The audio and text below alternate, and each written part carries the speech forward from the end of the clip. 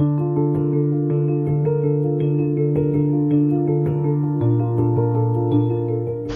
actor Yul Edochie has finally succumbed to pressure and publicly apologized to his wife for cheating on her and getting married to his second wife. In a long epistle posted on the gram, Yul Edochie acknowledged that he hurt his wife deeply, but stressed that he has been an exceptional father to their 4 children. The actor further stated that he has apologized countless times for hurting her, but she is yet to forgive him. Remember, Yul had social media buzzing when he announced that he has a son and second wife. Months later, actress Uche Bodo revealed that Yul Edochie had been having an affair with actress Judy Austin years before he came out to announce that he has a child with her. Fans have continued to drag the actor for cheating on his first wife because May Edochie has stated severally that she was deeply hurt by the whole incident and even went into depression. Now Yul Edochie wrote,